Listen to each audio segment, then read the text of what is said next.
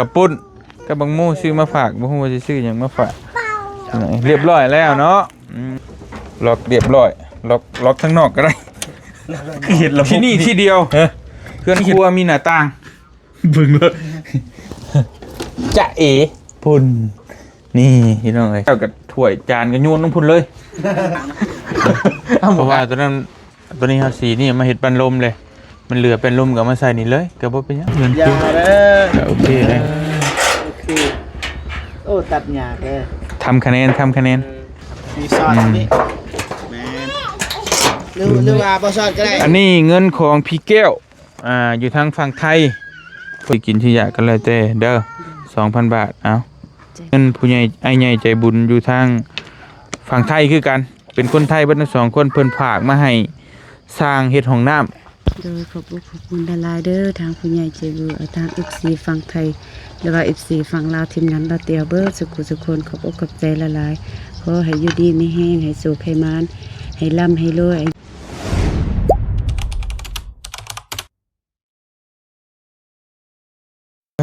เห็นเจ้าใช่เห็นยังแวบๆเฮ้ยเมื่อกี้นี่เฮ้ยเอ้าเฮ้ยคือมีผู้ชายเฮ้ยบัดนี้เฮ้ยแกนแล้วก็ว่าเป็นแบบนี้บ่แม่นเฮ้ยใช่ไหมคุ้นใส่ไว้นี่นี่นะใส่ไว้เอ้างานอยู่ใช่ไหมคุ้นนี่ละมิดบันใหม่ปัดเถอะเห็นป่ะเป็นอะไรเจ็บสุดยอด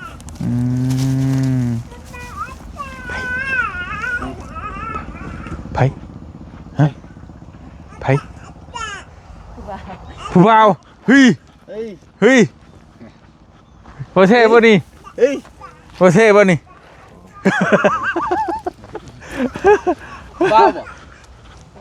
ผู้บ่าวดีนี่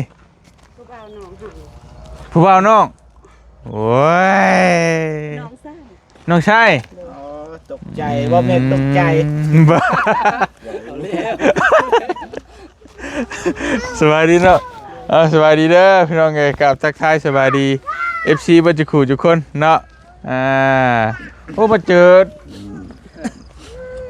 อยู่เพื่อนผู้อยู่หน้าต่างผู้เมื่อกี้นี่ตกใจเบิดน้องมีน้องชายแท้บ่น้องเพิ่นมาไปเฮือนใส่น้องชายก็เล่ากับผู้บ่าวเนาะนี่เราท่านได้เมียเนาะเลยกำลังเรียนมา7โอ้ยมีคนใจหายใจข่มอยู่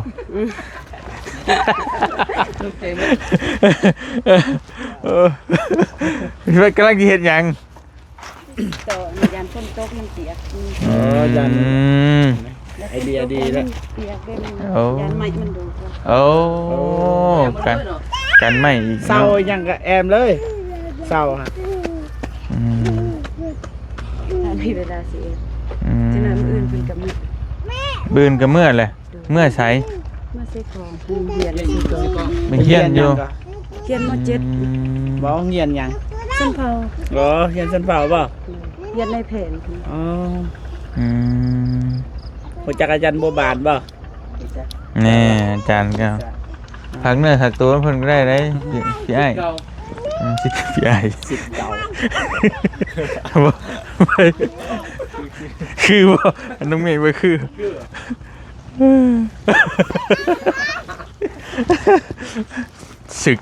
ศึกแย่งซิง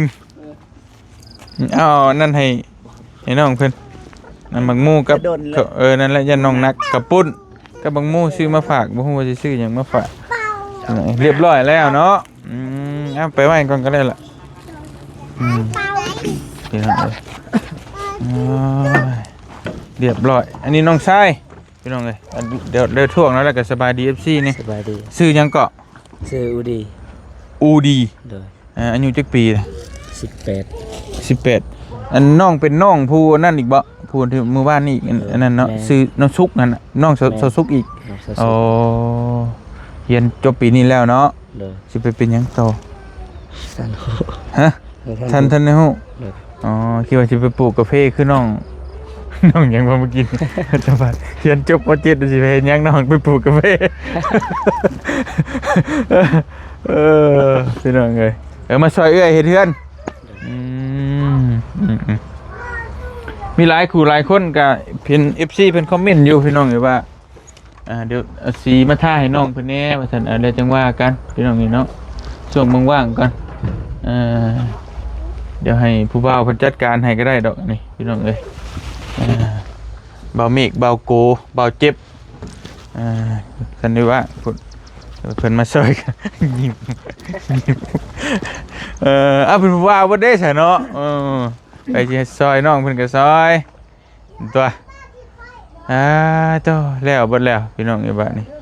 ให้ขึ้นเบิ่งทางเฮือนก่อนหน่อยนึงขึ้นเบิ่งเฮือนก่อนหน่อยนึงเบิ่งทางในดูเป็นจังไดพี่น้องเอ้ยเอาผ้าแล้วโอ้ยกูมาไหว้ว่าแถวบ้านนี่แซ่บบ่โอ้ยตายเลยบริโภคบริชนโลกยังนะหุ่นกินอย่างเดียวเอ้ยเนาะโอ้ยมาเบิ่งก่อนพ่อแม่พี่น้องคุณท่านได้เห็นได้ขาเห็นแล้วพี่น้องนี่ล็อกเรียบร้อยล็อกข้างนอกก็ได้คือเห็นระบบนี่คือเห็นล็อกข้างนอกก็ได้มัน ป ก็ กติทางใน ทางในก็มีใส่กระเจไว้เรียบร้อย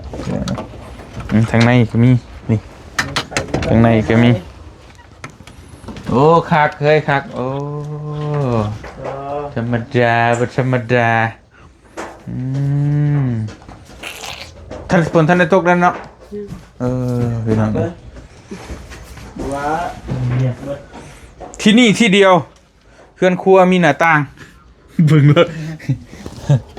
จะเอ๋พุ่นนี่พี่น้องเอ้ยของเท่บ่เวลากินข้าวกินน้ำแล้วก็ถ้วยจานก็โยนลงพุ่นเลยเอาหมวกอ่างล้างกับพุ่นกินข้าวนี่ก็ดูทิมเลยทิมเลยเวลาก็ดีได้เลยเนาะเวลาสมมุติเราล้างถ้วยล้างชามอยู่ลุมแล้วก็ป้อนขึ้นมานี่เลยเนี่ยบ่ต้องเอาโค้งขึ้นพุ่นก็โอเคไอเดียดีเบิ่งลูกเบิ่งเต้าเนี่ยเจ็บปากมุมมันเช็ดปากให้ลูกเนาะดื้อโอ้ยเนาะโอ้เด้งคักพี่น้องไอ้มักมูโอ้เด้งคักดีโลนี่ขึ้นมา2 นาทีผ่าไปยิ้มเลยกันลึกผู้ใดคือพ่อเพิ่นผู้ใดบ่คืออีเอื้อยผู้เอื้อยบ่แซ่บบ่พระชิว่าโดยตัวแบบนี้แม่ทางนอกงามแล้วพี่น้องงามเบิดแล้วตัดภาพมาเบิ่งทางในนี่เป็นฟ้าในกระดาษอยู่ได้กระยามันเนาะมีไผเห็นดอกพี่น้องยากแล้วบัดนี้คนสิขึ้นสิหยังสิป่นสิจี้ก็โอเคละรู้สึกปลอดภัยขึ้นอยู่บ่โอ้คักแล้วบัดนี้เนาะพี่น้องเลยโอเคแล้วพี่น้องเลยถือว่าโอเคนะพี่น้องเลยถือว่ามันเน้นนำเนาะหน้าต่างนี่กระหมกอยู่หมกนอนโอเคแล้วนี่ก็เน้นบ่ต้องห่วงเพราะว่าสังกะสีเขาก็จัดตัวอย่างดีเลยรู้สึก10-20 ปีสบายบ่มีหัวพี่น้องเลยยันแต่น็อตมันหันแต่เป็นตัวลูซิ่งนี่เพราะว่ามันจะมีลูกยางเลยหลายปีเป็นลูกยางมันสีกูดแต่มันสีหัวลูกยางมันกับบ่เป็นยังมีแต่น้องไปซื้อน็อตอันตะปูมาตอกไหมสมมติว่านะคือลูกยางเขาเลยแหละมันตากแดดหลายปีมันก็กูดลูกยางกันน้ำมันจะมีลูกยางกันน้ำอยู่แต่ก็บ่ง่ายดอกหลายปีนี่ก็พวกเสาพวกอันไม้เส้นนี่ก็เคลือบควันไผ่เคลือบเรียบร้อยเรื่องดีได้เพราะว่ามันปวกหมอดชิบกินควันไผ่อุดเลยโอ้สายไฟมันแปลงได้อันนี้บ่ที่นอนฮะบ่เฮ้ยผู้เบา จัดด่วนมึงเนี้ที่นอนผู้เช้าน่ะ ถ้ามันมีเงินน้อยตรง ไม่บริแพงน่ะพี่น้องเอ้ยเนาะพวกนี้ที่นอนน้องเพิ่นเนี่ย ลู พ ก วก เบิ่ง นี้ วันจันทร์ หืม เบิ่งวันจันทร์ วันจันทร์มีหยังวันจันทร์ถึงเลขบ่ แม่ โอ้ เด็ด ยาซะพี่น้องโอ้ยเนาะโอ้ยโผดโผ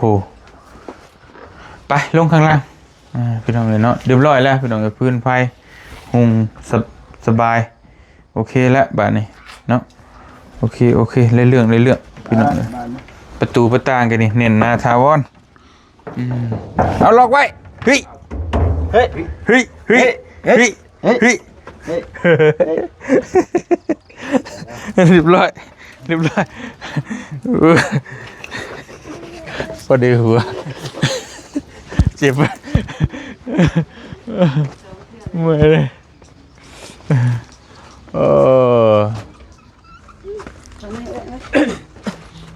นี่พี่น้องเนาะงามป่ะเจ็บฮะ โอเคเลย งามป่ะคนดูเฮือนงามฮะ เบิดซอก เงี้บ่บุยากโอบนในห้องน้ำนี่ เป็นยัง หลอกมันบ่ผ่านตัวจับมันก็รุดเลยโอ้ยไอ้เข้าบ้านนี่ให้คนนั่งเผาอีกให้คนนั่งย่ามหน้าประตูพอนี่พี่น้องเห็นแล้วเรียบร้อยแล้วนี่เนาะสีต่างนะ เพราะว่าตัวนี้เขาสีนี่มาเห็ดปันลมเลยมันเหลือเป็นลมกับมาใส่นี่เลยกับว่าเป็นยังเฮือนครัวก็โอเคได้งามเลยนี่เฮือนครัวมีหน้าต่างครับนี่ฮักสุดตัวดูหน่อยนี่จะเอ๋โอ้งามเลยเนาะมือเดียวน่ะเหลือเชื่อว่าตัวมือเดียวแล้วเบิดเลยทั้งม่างทั้งเห็ดใหม่คือว่าคักคือหน่อยนี่ดมิดใหม่เลยได้เรื่องกินอย่างเลียวเลยเช็ดปากให้ลูกนะเจ็บเช็ดขี้มูกให้ลูกนะ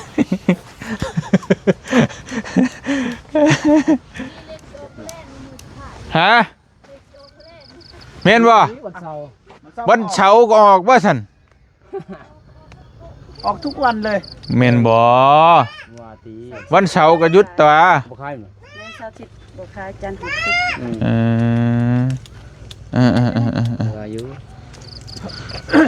พี่น้องโอเคแล้วบัดนี้เนาะเรียบร้อยแล้ว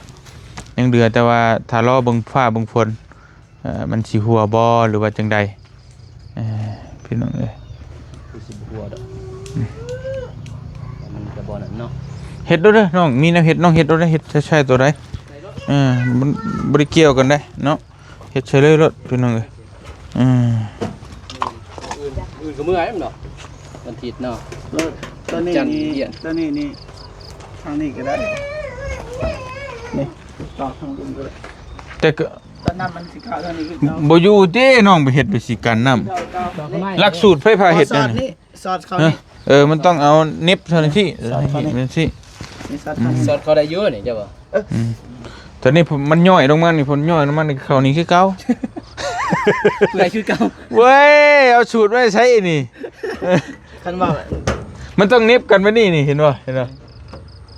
ลายลงมานี่มันสิผ่านได้ผลนี่ตัวนี้น้องก็ต้องเอานิบกว่านี้ เดี๋ยวนี้ มื้อนั้น เดี๋ยวนะ เนาะแต่แอบปันเลย นี่ เนาะ นะอันนี้ใส่นี่ได้อยู่นี่ได้อยู่ เอาเข้าเหิบนี่แหละนี่ยกตัวอย่างคือแบบนี้แบบเราต้องเอาเข้าจังซี่ใช่เราต้องเอาเข้าจังซี่เราต้องเอาเข้านี้ยัดเข้าขึ้นนี่เวลาฝนตกน้ำสิผ่านเลย มื้อนี้เกี่ยวเก่าได้อะไร เออพี่ไอ้เฮ็ดให้เลยพี่ไอ้เฮ็ดเบิ่งเด้อเนาะเบิ่งพี่ไอ้เฮ็ด อันนี้ตัดตรงกี่วะนี่ พี่ จะตัดจะใส่ ตัดเบิ่ง เด้อ ไอ้เจ็บ อย่าเด้อ เอ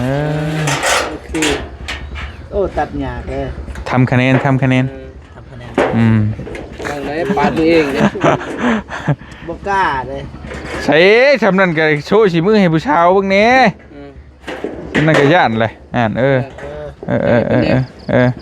เห็นมันบาดมือในให้ผู้ชาวเป้ามือได้เจ็บเว้ยเนาะ ได้เบิดเลย เดี๋ยวออกเลยแกะออกได้ โอ้บ่ได้ ต่อเปลือ เอา ย ผ้าก็ได้ น้องตัดกับมี มีด ฮะ ได้บ่มีดนี่ ได้เป็นหยัง ร้านเขาให้ เป็นหยัง ไปเข้า สด น้ำ มันก็ เดี๋ยวเอาเด้เดี๋ยว งานเด้อ ไป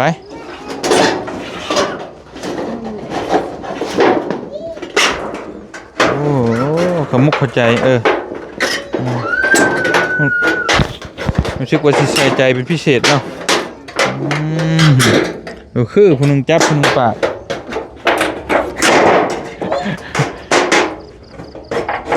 ซี อ้าวก็ซื้อสวยเลย เพราะว่าสำนีก็จะให้ฮอดมืออ้าย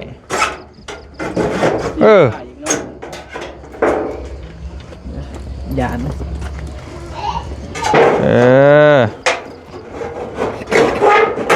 โอเค นี่ หมาดคอพดึกพะโล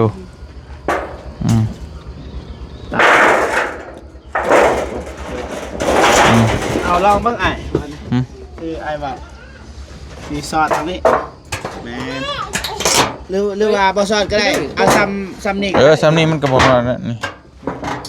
แต่ถ้าที่ช็อตลีมันต้องเอา แม่น มันต้องแก้ตัวนี้อยู่ แล้ว นะ ก็เอาไม้มาเปิดบ่นี้นี่บ่นี้นี่แล้วก็ต่อง านออกก็ได้บ่เป็นหยังเนาะ แน่ แต่ทั้งนี้ชี้ได้นี่มาเบิ่งตัวอย่างทั้งนี้ก่อน ไปบ่น่ะ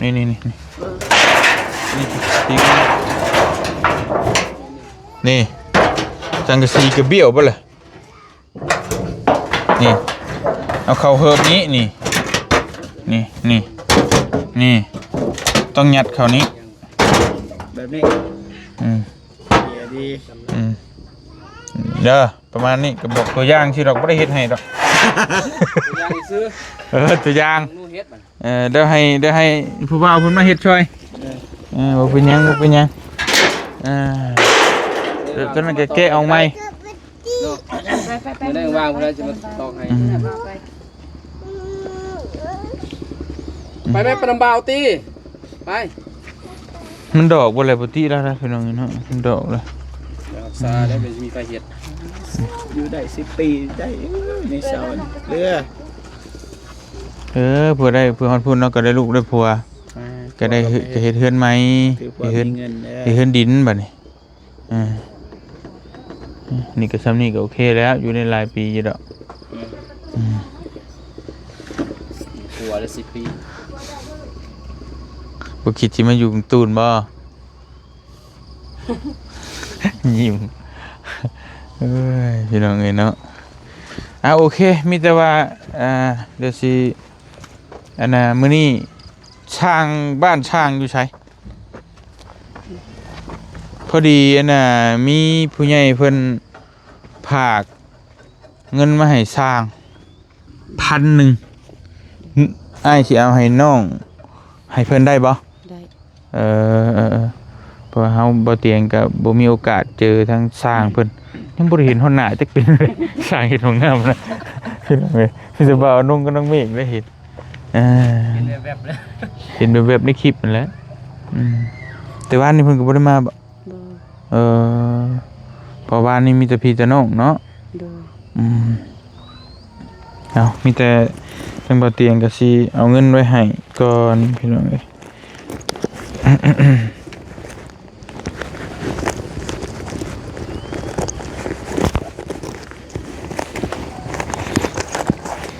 โอ้ลืมเสียเวียดเฮาปิดห้านนะบ่เนาะ ได้เนาะ ลืมมันอันนี้เงินของพี่แก้วอยู่ทางฝั่งไทยเพิ่นฝากมาให้น้องเด้อ 2,000 บาทน้องสิไปเฮ็ดหยังก็แล้วแต่ไปซื้อกินที่อยากก็แล้วแต่เด้อ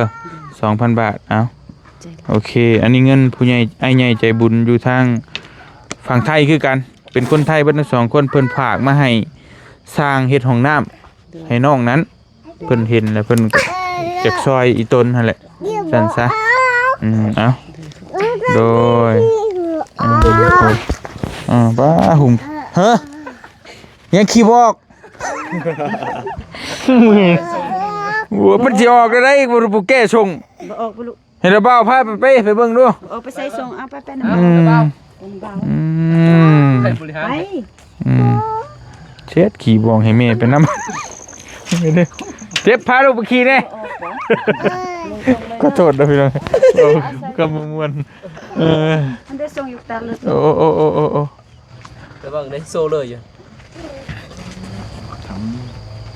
เอาอย่างนี้เนาะไปเรียบร้อยมีแต่มันค่ำมันมืดเลยบาเตียงก็สิเมื่อก่อนเด้อมีแต่ให้น้องนบมือคือเก่าแหละขอบบุญขอบคุณทางพี่แก้วกับผู้ใหญ่ใจบุญทานหนึงเพิ่นก็บ่ประสงค์ออกสื่อออกนามเด้ออยู่ทางฝั่งไทยเบิดทั้งสองคนเลย1,000 บาทน่ะให้สร้างเด้อ 2,000น่ะให้น้องไปซื้อกินที่ยะนบมือขอบบุญขอบคุณเพิ่นแน่ โดยขอบคุณดาราเด้อทางผู้ใหญ่ใจบุญทาง FC ฝั่งไทยแล้วก็ FC ฝั่งลาวทีมงานบ่เตียวเบิดสุขคนขอบอกขอบใจหลายๆขอให้อยู่ดีมีแห้งให้สุขให้มานให้ร่ำให้รวยอายุควันมายืดขอให้สุขภาพเข้มแข็งแข็งแรงตลอดปีตลอดไปเด้อสาธุ โดยสาธุเป็นจังไดความรู้สึกนอนเฮือนใหม่เมื่อคืนแบบรู้สึกว่าปลอดภัยกว่าเก่าอยู่บ่ โดย แบบมันเน่นมันหนากว่าเก่าเนาะ โดย แต่ก่อนย่านอยู่บ่ ยา ตัวคันเรียบมันก็บางๆบางคนครับคันแบบคันมีคนเข้ามาก็ รู้สึก กันแม่นก็คือเว้าง่ายกระปั้นเฮาชัดกระลุแม่นบ่ล่ะ โดย แล้วเคยมีอยู่บ่แต่ก่อน แบบเคยมีคนมายอกๆแยกๆมาแบบอันนี้บ่มีบ่มาแบบ เคยได้ยินเขายางผ่านแต่ว่าเฮาบ่กล้าลงไปเบิ่ง โหมันก็ย่างผ่านมันก็เติบหนึงได้หั่นเนาะมาเวียนเบิ่งได้มองไรมีช่อง ดนแล้วบ่ ก็บ่ดนว่าวิทย์ผัวเฮาเสียแล้วประมาณ 4-5 เดือน ได้ยินแต่เสียงช็อกๆแชกๆแต่บ่กล้าออกมาเบิ่งเนาะ โดยบางคนเขาก็ย่างแถวนี้บ่ก็เคย เพราะว่าจุดนี้มันเป็นที่ตันนะพี่น้องมันตันนะสมมุติถ้าบ่มีความจำเป็นสิเข้ามายังแม่นบ่ล่ะ โดย ถ้าเป็นทางผ่านน่ะก็สิว่าพี่น้องอันนี้ก็บ่ย่านละค่ำคืนมันก็ล็อกเฮือนไว้เนาะ โดย มันบ่แตกหรอกนี่ก็ได้นี่ ปั่นแต่ก่อน มันกระปั้นแล้วแตกก่อนจะไทยกูเก่าหลายนะก็สิว่าแล้วประตูตะกี้ก็เป็นเพชรเรียบได้พี่น้องเอ้ยพี่น้องเห็นอยู่ดอกในคลิปก่อนตะกี้ปูเป็นเพชรเรียบแต่นี่บ่ต้องห่วงนี่หัวส้นกับหัวแตกก่อนเนาะป้าสามีแต่นั้นแหละดีใจนำเด้อ โดย มีแต่ว่ายังเหลืออีกอย่างหนึงเนาะ โดย ที่ว่าน้องจะได้ก็จังคอยเก็บคอยโฮมคอยว่ากันไป โดย คือว่าแหละลองเซิร์ฟถามมึงอยู่บ่ค่าไฟมันเท่าใดยังบ่เคยแม่นบ่ บ่เคย เพราะมันไกลเด้นี่ลงเสามันอยู่ไส ผู้นี้เหือนเขา ปอโตพี่น้องเอ้ย ทาง หลายเติบนะแต่สิลงเองนี่ พาบุญเด้ เบิดตึงๆเลยลัก ประมาณ3ลัก ก็สิเติบหนึงอยู่ โดย ก็ค่อยอันนั้นไปเนาะเพราะตอนนี้เฮาก็ใช้น้ำเพิ่นอยู่พี่น้องเอ้ยก็ใครอยู่ดอกค่อยยืมใช้น้ำเพิ่นแล้วก็น้องใจายเพิ่นบ่ โดย โอเคพี่น้องเอ้ยก็ดีแล้วยังเหลืออีกอย่างหนึงน้องเพิ่นอยากได้แต่ก่อนก็คือน้ำบาดาลห้องน้ำแล้วก็เฮือนแล้วก็ไฟฟ้าแต่ว่าไฟฟ้านี่คือน้องเพิ่นไปขอต่อน้ำเฮือนคนอื่นแล้วก็เพิ่นว่าจะเข้าด้วยตนเองมันจังเวลาเพิ่นตัดฝุ่นตัดไฟเฮาก็บ่มีปัญหาหยังประมาณนั้น ปวดเจ็บ เดี๋ยวค่อยเป็นค่อยไปเนาะค่อยไปเทเลเล็กเทเลน้อยยังเดืออย่างเดียวสิ่งสุดท้ายสิ่งที่น้องเพิ่นว่าอยากได้ความฝันน้องเพิ่นนะแต่ซ้ำนี่ก็สะดวกสบายขึ้นกว่าเก่าอยู่แล้วว่าเพิ่นว่าน้ำก็สะดวกออกแห้งอยู่แล้วน้ำบ่มีเบิดโอเคพี่น้องเนาะดีแล้วสั่นแต่ก่อนใช้น้ำมูแม่นบ่ โดย วันนี้มีน้ำตัวเองไฟก็ดีแล้วนี่เวลาปลูกหั่นปลูกผักปลูกหญ้าก็พอได้ฮด โดย กาแฟแต่ก่อนที่โคตรลายก็ เกรงใจหมู่เนาะ โดย นี่ฮดเลยนี่น้ำเจ้าของฮดกาแฟก็ได้พุทธาผลบ่ตกพี่น้องเอ้ยไปโอเคซันเดี๋ยวอ้ายกลับก่อนค่ำแล้วมื้อหน้าสิมาเยี่ยมใหม่เด้อ เดี๋ยวละลายเด้อ โดยไปพอเตียงขอตัวเดินทางก่อนจะได้ก็ขอขอบคุณขอบคุณขอมกขอบใจหลายๆทาง FC ทางฝั่งไทยที่ส่งเงินมาให้สานูแล้วก็สร้างเฮ็ดห้องน้ำจะได้ก็ขอขอบคุณขอบคุณขอมกขอบใจหลายๆให้อยู่ดีมีแฮงให้ร่ำให้รวยให้โชคให้มานเดินทางไปทางใดก็ตลอดปลอดภัยเด้อเจ้าให้มาสำใดขอให้ไหลกับคืนหาเจ้าร้อยเท่าพันเท่าเนาะสาธุขอมกขอบใจหลายๆบ๊ายบายพี่น้องเอ้ยกลับก่อน